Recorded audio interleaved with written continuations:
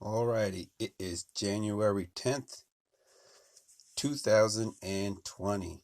How's it going, everybody? Trying to do this for a couple weeks now. I've been putting off doing another episode. A lot been going on with the holidays and whatnot, so I'm sure you guys can understand. It's not like you guys are, begging to hear another one or anything, but I'm back. So, yeah, I didn't know what I want to do with this one. Kind of feel obligated to keep the episodes coming, or I feel like I'll just give up if I don't do another one. So yeah, same thing. I'm just gonna ramble, but I think I'm gonna focus on something I wanted to do last episode, and that was kind of do more reflecting over the past decade. Leading up to the new year, everybody's talking about end of the year, end of the decade stuff. Been thinking about it a lot. Just how much the world has changed over the past 10 years, let alone how much I've changed over the past 10 years. And yeah, so I think I'm just going to start what I was doing in 2010. 2010, I was unemployed. Start with that. Right after high school, uh, I didn't know what I wanted to do. I was one of those kids where all through high school, I knew they wanted me to go to college. I knew that's like the thing you're supposed to do right after high school, but I cannot stomach going through several more years of school. I wasn't like bad at school. I just never liked going to class, doing homework, doing all, the whole rat race of, tests and homework and more tests and homework and having information that I just not interested in shoved down my throat kind of stuff. But yeah, I didn't know what I wanted to do. I had no job experience. Throughout high school, I did like side jobs. Like I'm from California. There's a lot of contractor work. To put it lightly, like yard work, construction work. I would do a lot of these things, but it was never like official work. It was kind of like helping an uncle out or helping a friend out, and them shoot me a few dollars or buy me lunch or some shit. Uh, yeah, so, right after high school, I had no job experience, any legit job experience, and I didn't want to go to high school. So, the only logical option left was, what about the military? At least that was my dad's point of view. You know, my dad he did kind of push me to join, but it was something I was already kind of interested in, and you know, got to do something different. Got to, you know, well, at least this was like the intention. The intention of like signing up was to like, obviously want to get paid doing something. I can get experience in a job I don't have experience in, and I can avoid school. But the ironic part was I ended up having to go to school anyways, even after I joined, because the job I ended up getting was very technical. I ended up becoming an avionics technician, and with that, it's you know when I went and took the ASVAB, which is like the test they make you take before you sign up for any of the services. It's kind of like uh, it's like a test to gauge your skills. Not just like skills you learn in school, but just like your IQ kind of skills. There's like parts of that test where like it's has a bunch of circles with like a pulley system, and it says if this circle's going in this direction, like this wheel on the other side of the pulley, what direction is going into, crap like that. And throughout school, tests and stuff like that were always easy to me. It was the homework and it was the memorizing crap I didn't like that I was not good at. Like I love history, but there's certain chapters of history that I just glazed over, like the history of like the United States. At least in high school, I'm much more learning now, and I know a lot more than I used to. But at that moment in time, like the only kind of history that I was just interested in was like the Roman Empire and all the wars and all that crap, all the stuff that you could put in a movie and it'd make it interesting. That was the stuff I was interested in. But, who invented the radio? I don't give a, who made that. Like, that was crap I didn't care about. But, anyways, so the motivation behind joining the military was I didn't want to go to college. But once I got to the military and I got the job I got, uh, it was like 2 months in boot camp. And then I had 2 months at Keesler Air Force Base, which is in Mississippi. It's electronics school.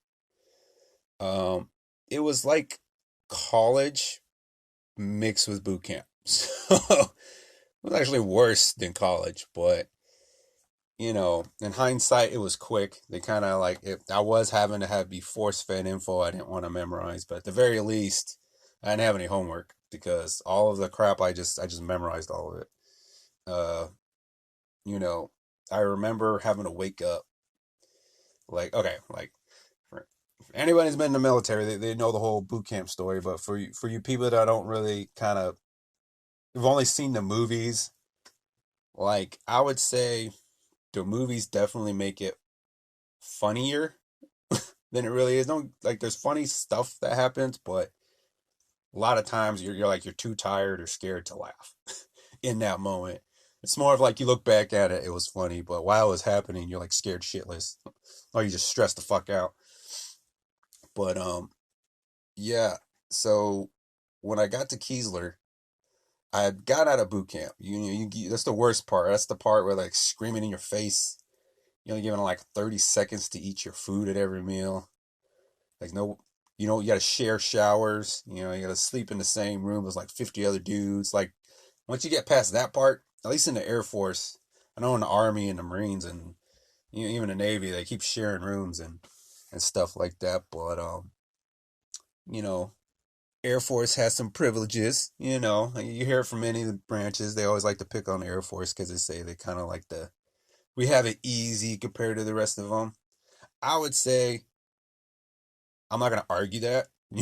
Some of the bases, the Air Force bases, are definitely nicer than those Army ones, but I wouldn't say it was like easier in some senses. Like after you get out of boot camp, you know, uh, depending on your job, which is especially if it's like anything to do with like fixing or working on the planes, that shit is very technical, and you gotta like I don't know, you kind of have to like have the discipline of someone in the military, but then still have the smarts of someone that should have went to college.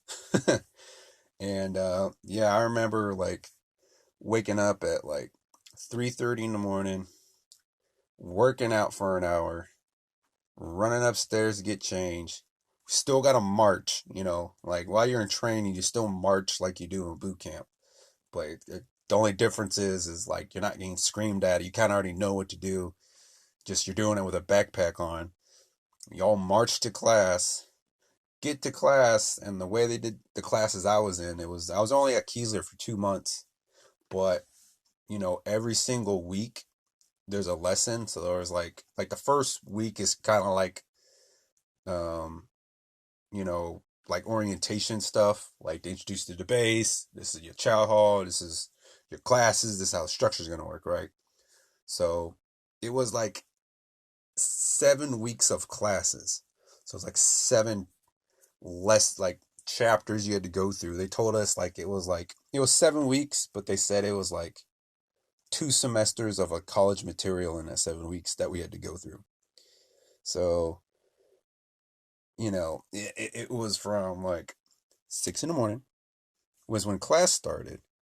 And then, we'd have the occasional break and we go to lunch and come back. And mind you, when I say we go to lunch, you don't just go to lunch and come back. You got to march to lunch, eat it, still on a time limit. You got to march back.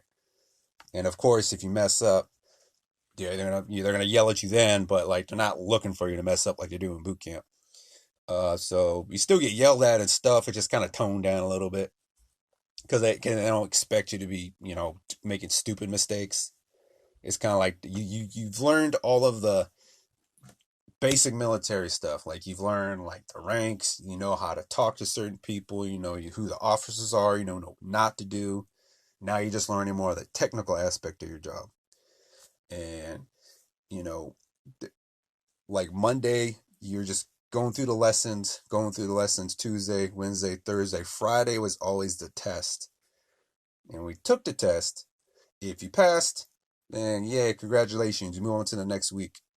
If you didn't pass the test, you had to redo that week. If you failed it a second time, they're like, all right, I guess you're not cut out for this job. We're going to send you somewhere else.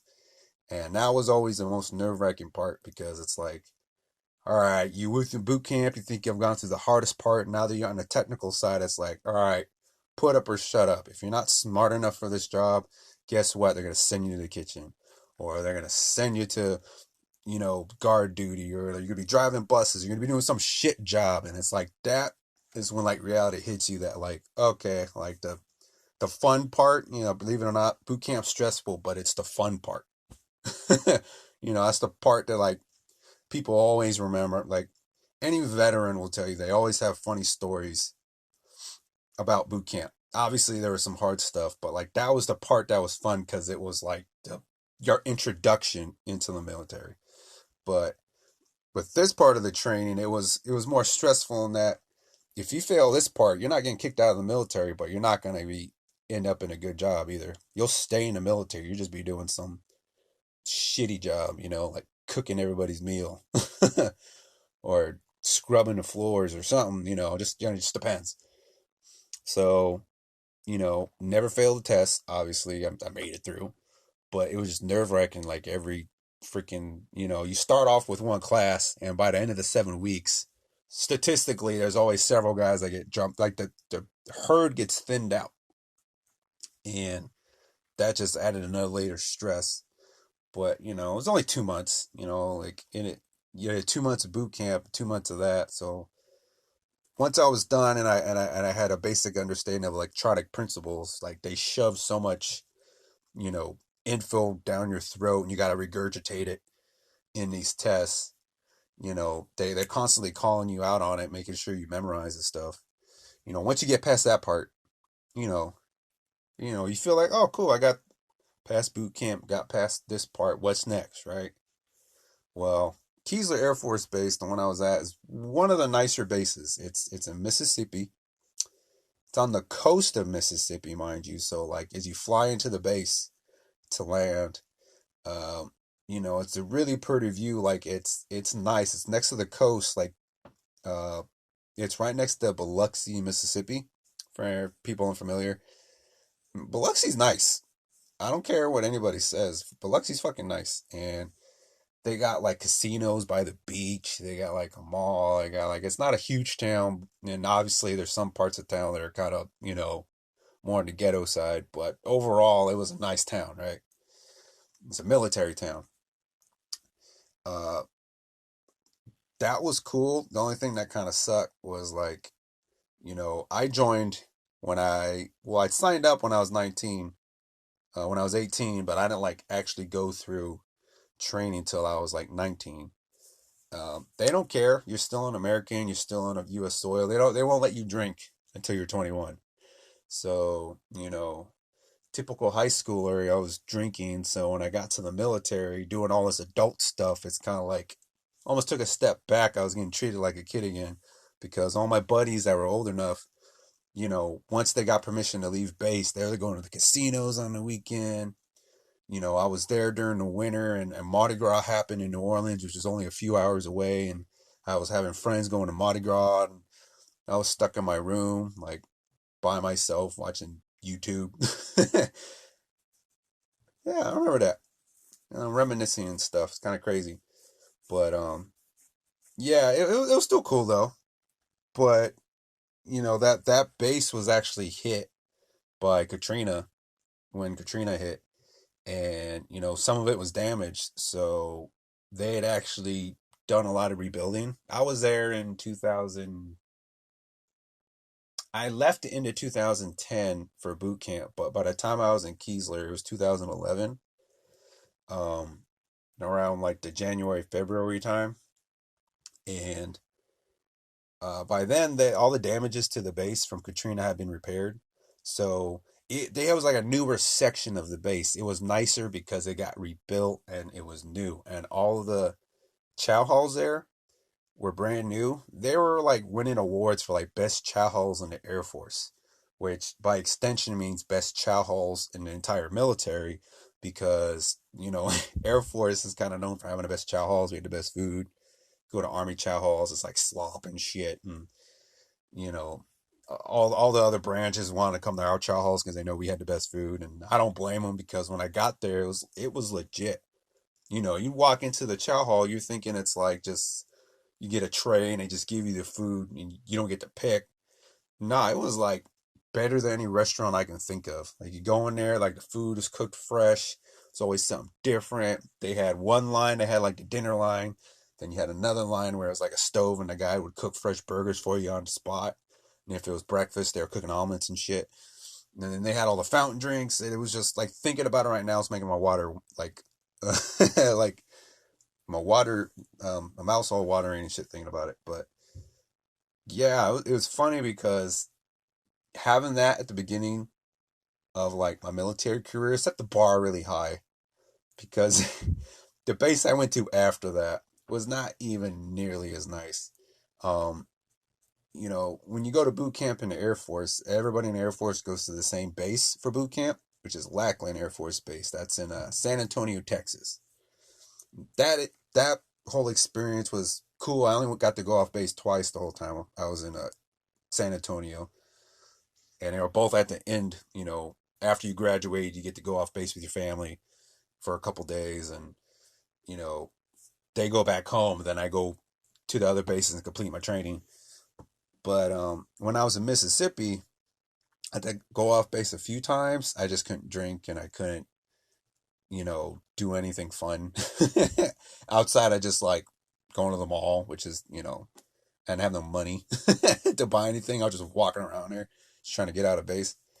Um, but yeah, I remember after I completed training there, because I was avionics technician, that meant I was gonna be working on airplanes, which meant I was gonna be working on the airfield, and that is its own separate training. And what happened was I had to be sent to a different base, which was back in Texas, but it wasn't San Antonio. It was in this place called Wichita Falls. Not Wichita, Kansas, which is, I think, a little bit more famous and well known, but Wichita Falls, Texas. I forgot the population, but it was a small town. It wasn't very big. The base itself, it was called Shepherd Air Force Base. Okay, so where it's at, this is like San Antonio is kind of like southern Texas. It's browner. San Antonio, there's like hella Mexicans everywhere. This is like up north, closer to Oklahoma. This is like 2 or 3 hours outside of Dallas. Um, so it's a wider part of Texas, right? Uh, it was cool. I went off base a lot more here, only because I was there a lot longer. I was there for like 5 months, and the training I got here was more specific toward not so much like learning electronic stuff, but learning like how to act on the airfield. Uh, what plane was I working on specifically? I got the job like the specific job I got was called avionics technician, but then there's like sub categories underneath avionics technician. There was like navigation technicians. Those are the guys who like do the radar and the communications. Then there was like the what do you call it? The crew chiefs, which are the catch-all guys. These crew chiefs are like probably the most numerous of the maintenance guys. They do all the miscellaneous crap. Um, and not to hate on my fellow airmen, but like crew chiefs are kind of like the least smart of all the maintenance guys because it was the least technical. It was like wrench turning, brute strength stuff. Like freaking parking the plane, fueling the plane, cleaning the plane, that kind of crap. Then you got your engine mechanics, and then you got all these subcategories. But the job I signed up for specifically was called electronic warfare. And that sounds badass, but when you get in, you start learning about it. All electronic warfare really is it's like the chaff and flare, radar jammers, that kind of stuff. And that sounds cool, but literally it's just like a box you got to work on. You don't going up in the plane. You're not seeing that stuff happen. It's kind of like, they used to make a joke about guys in electronic warfare. It was EW. Uh, the other crews and stuff used to say electronic warfare. Oh, I mean extra worker. The reason they called us that is because after our section was done, it was the least intrusive. Yeah, it was one of the more technical ones, but it was one of the quickest to get done. So in most cases, like electronic warfare guys, once they were done, they were just kind of hoard around to the other teams to freaking help out with them. And that's what I was supposed to do. But what ended up happening was I did 5 months of training. I learned all this stuff. Um, you know, they ask us what bases we want to go. We all put our list of bases we prefer, and obviously none of us got our freaking choices. I ended up going to freaking Nebraska of all places. That was not even on my list. I didn't pick any base even near Nebraska. All my bases were on the coast or like in another country. And then I get put stateside in the middle of the country, furthest away from water or anybody else. But the reason for that is because the plane they sent me on. So what I found out was when I got to my base in Nebraska after training and after all that, after I graduated and I was considered a journeyman, they send you to your base and then you get, on the job training. And then, you're working, you're fully fledged airman doing maintenance stuff after like 2 years. I mean, after, I would say like before the end of your first year, right? In general, each one's a little different, but in general, most maintenance guys, by the end of their first year, they've gone through all the training, they got their OJT out of the way, and now they're like journeymen. Um, that wasn't the case with me. It was kind of hectic. Looking back at it, it was kind of messy, and it was kind of just, I don't know. It was kind of hectic. So, okay. So after I graduated from Shepherd Air Force Base, I got boot camp out of the way. I got my electronics out of the way. And now I got my aircraft specific training out of the way. I thought I was going to go work, on these aircraft I've been training on for the past 5 months. Turns out the base they sent me to, which is, it was called Offutt Air Force Base. This base is the home of Stratcom. It's a joint base. It's an Air Force base, but it's a joint base. And what that means is all the branches come to this base. They have Marines there, they have Army, Navy, and they have Coast Guard there of all fucking branches, right?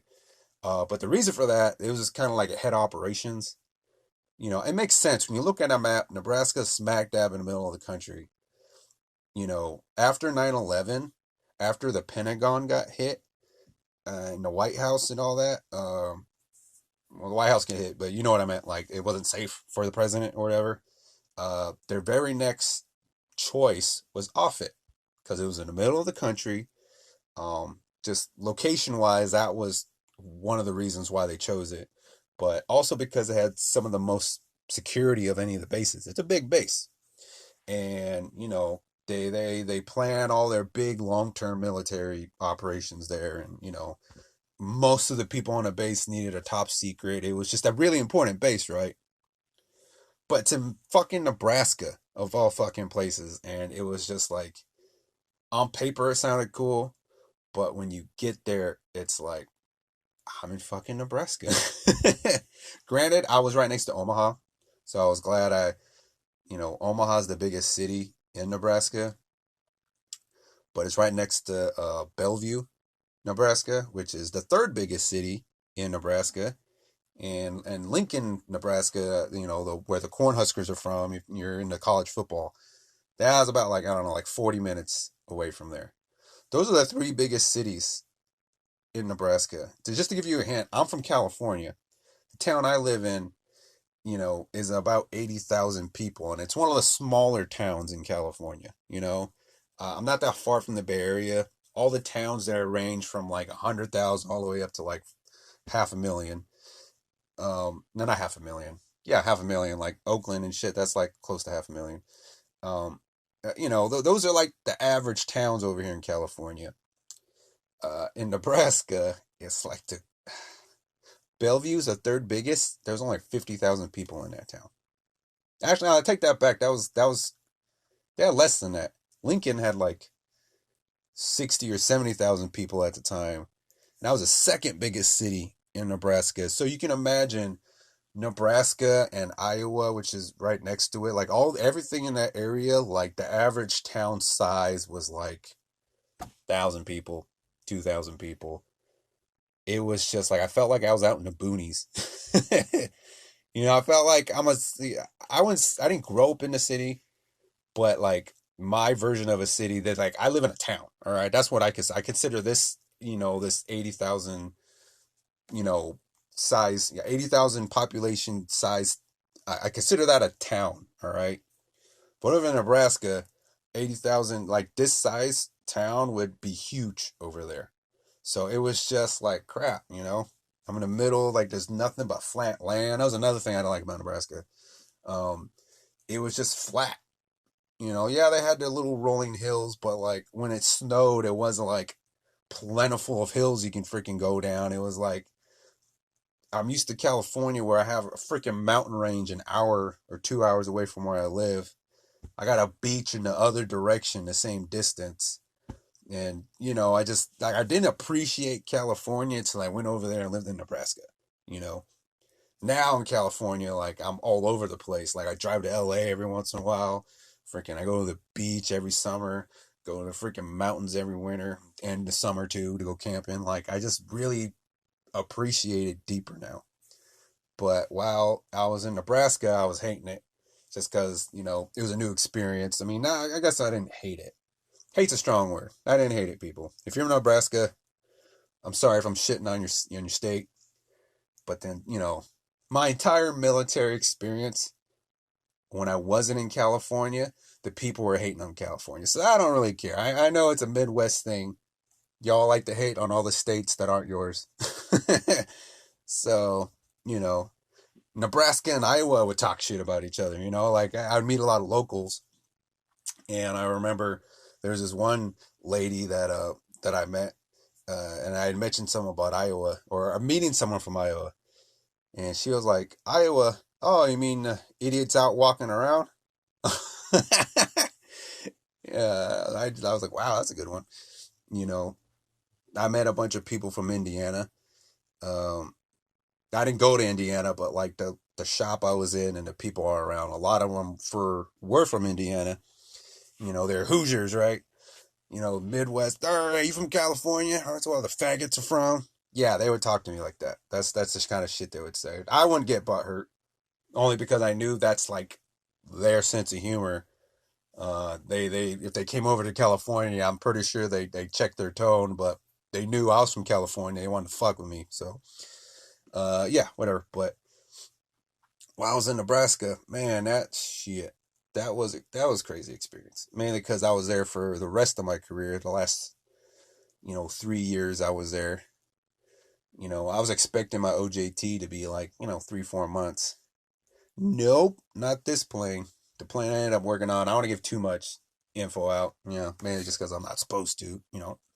Top secret stuff. But what I can say was the training on this plane was ridiculous. I had the 2 months of boot camp, 2 months in Mississippi, the 5 months of training back in Shepherd Air Force Base. Then I got to come home on leave for 2 weeks. But the moment I got to Nebraska, it was like another 14 months of OJT.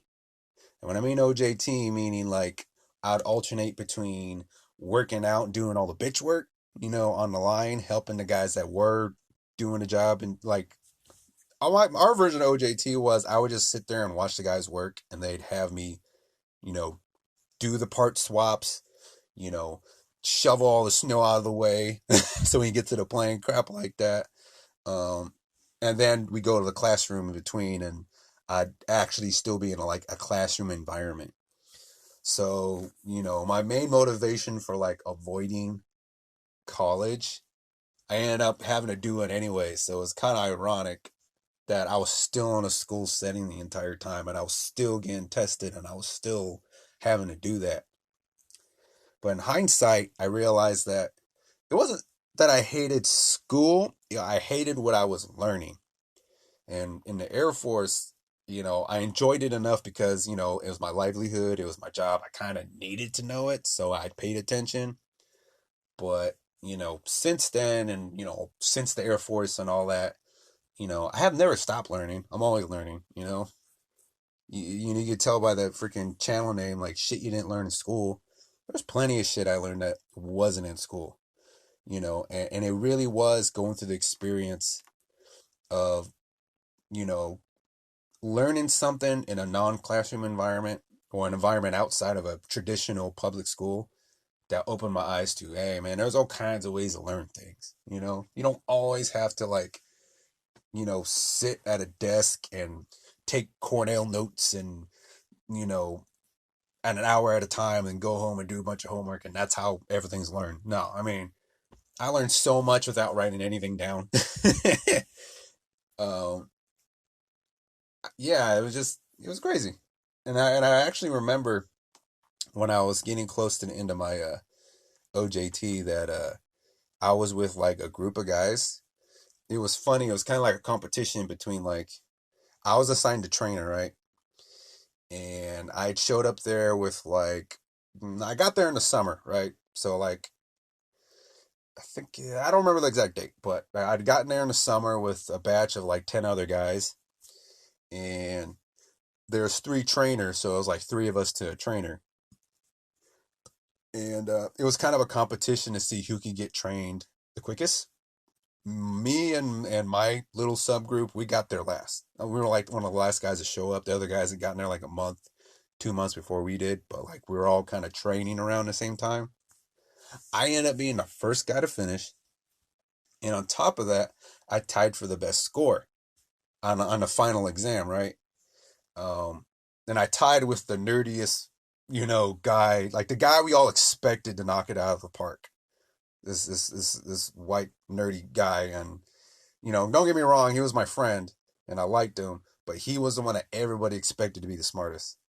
And I remember there was this one sergeant that was in charge of our training that thought it'd be funny to hold like a bet to see who would get what score because we all were taking the final test around the same time. I remember walking into the office and I remember he had all of our names on the board and he had estimates of what, it was a percentage like, I think it was like it was like 70% on this test was like passing. And, obviously no one, I think in this particular test, they're like, no one's ever gotten 100 ever. That's how hard it is. And someone got like 91. That was like a crazy good score. Oh, I'm take that back. It was like 95 was like one of the best scores I've ever seen for this particular test. I remember that they had all the estimates on there. I don't know what I did to rub this guy the wrong way. I never did anything. I wasn't a fuck up. I wasn't like known by other people as like the dummy of the group. But I will say this, I was the only non-white guy. I will say that. Uh, in this group, I would say the shop was pretty diverse. We had a lot of different races, but in this training group, I was the only non-white guy. Just it just happened that way. It wasn't like done on purpose or anything. And then my trainer was a Asian guy, so it was like this. There wasn't racism here. It was just the guy that made the bet for whatever reason thought I was gonna do the worst. You know, he had me at a 65. He didn't even think I was gonna pass. I remember seeing that before I took the test. I was pissed. I was like, okay, all right, you think I'm gonna be the worst? All right. I went in there, didn't study, didn't like prepare for it at all. I just went in there with my raw knowledge. I ended up tying for the best score. And I remember walking in there and the dude just wouldn't even look at me. I think he was more embarrassed that he called that bet. But I remember my trainer, the guy I was cool with, he was so proud of me because he was pissed too because he was upset. He was like, "Wow, is he think I'm just like a shitty trainer or something? On top of you just looking stupid." Like, so when I went in there and I freaking knocked it out of the park, it was like the best metaphorical fuck you I've ever done to anyone, and that just felt great. And I did it, and I maybe it was because he noticed I didn't take notes. Maybe it was because he noticed I wasn't asking a lot of questions like everyone else. Everybody was engaged. Like I'm absorbing the material. I just absorb it different than other people. And that dude was part of the whole training process. So he saw all of us from like the year before to that up point in time. Like I don't know what was going through his head, but for whatever reason he thought I was an idiot and I proved him wrong. And that felt fucking great. And then yeah, and then that was my first almost I wasn't even in there for almost 2 years in the Air Force, and the first 2 years were all training.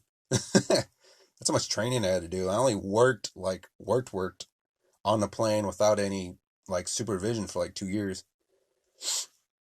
But yeah, that was like got out. It was 2014, and then got out. I was already married at that point. Um, Crap, did I? I don't know if I said.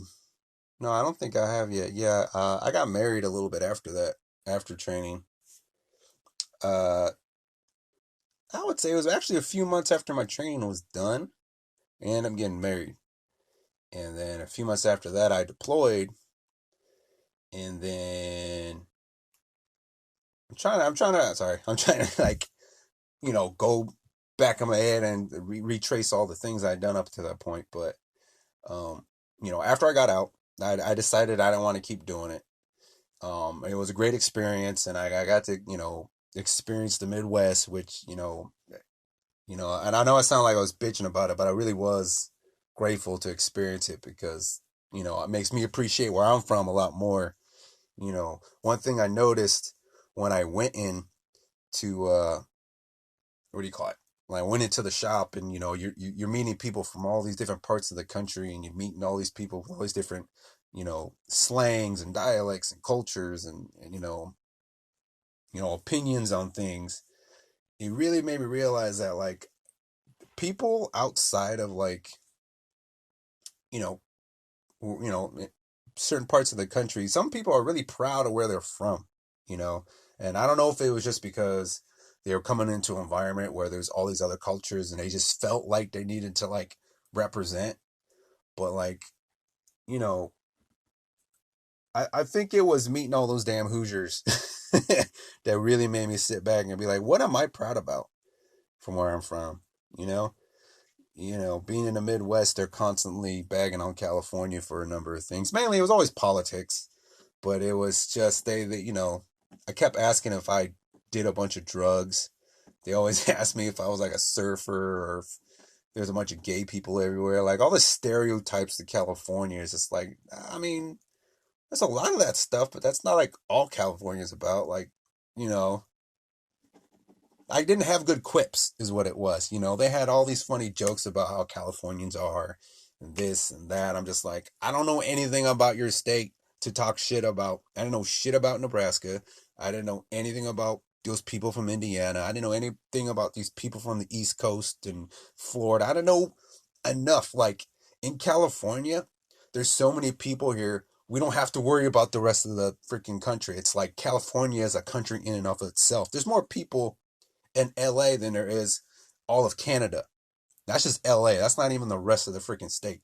So just to give you like perspective, it's like people in California usually only bag on other parts of California, like southern versus northern, or shit, even where I'm from. I'm from the Central Valley. Growing up, people from the Bay Area would move over here, and it was like a clash of cultures. Like the Bay Area people had slightly different slang than where the people I was growing up with. And now that I'm older, it feels kind of silly. It's like, it's only an hour away. It's like, I've worked in the Bay. I have all kinds of friends from the Bay. It doesn't feel like another area. But growing up, it felt like that. And it really took me going to other parts of the country to open up and be like, no, like, we're all Californians. We're all pretty similar. It's when you start, you hit Reno, and you really start to notice like the prejudice start to come in. I would say the ones that used to bag on Californians the most was people from Texas and obviously anybody from the Midwest. Yeah, I mean, I know Texas from the Midwest, but like Texas is its own freaking thing. All right, even other Midwest people would be like, you're from Texas, isn't that only steers and queers come from Texas? That's a whole freaking Full Metal Jacket reference, but no, they'd always quote that. But yeah, I mean, yeah, I like reminiscing about this kind of stuff. That was just the first half of that freaking decade. I didn't even get into what happened once I got back. That's 2014. Like the last 6 years, or I've been in California those 6 years, but they weren't a idle 6 years. There was a lot of stuff happening then, but this episode's getting kind of long. I think I'll get into that next episode. What I was doing, after the Air Force up until this point, and I wasn't traveling as much, but a lot of stuff was happening. So yeah, I think I'm gonna end it here. I kind of just wanted to make sure I kept in the groove of coming out with episodes. So yeah, I think I end it now. This one was yeah, not as funny, but a little more monotone. It was more of a reminiscing kind of episode, but we'll see how the next one goes. All right, folks, I'm gonna end it here. Y'all have a good one.